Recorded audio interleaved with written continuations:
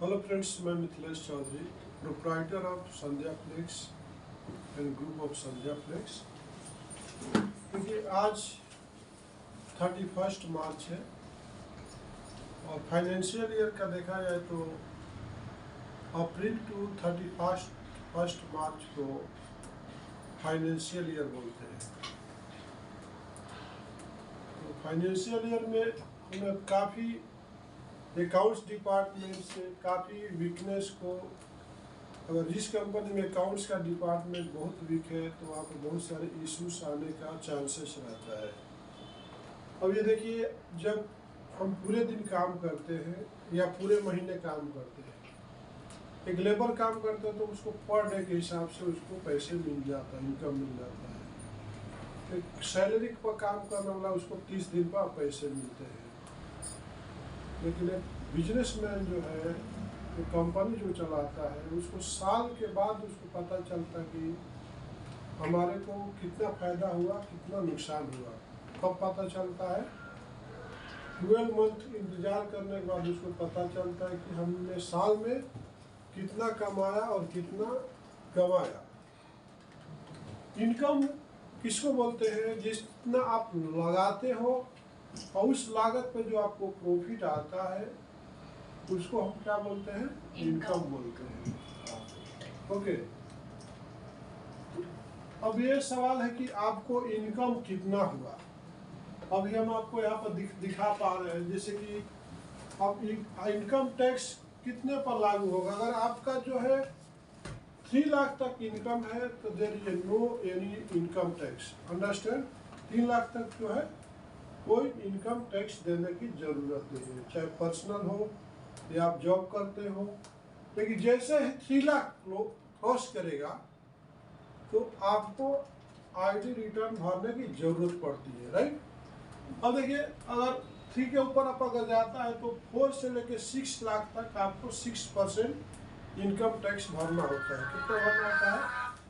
4 से 6 लाख तक अगर आपका डिफरेंस आया साल में परचेज और सेल में, तो आपको 6% आपको इनकम टैक्स भरना होगा।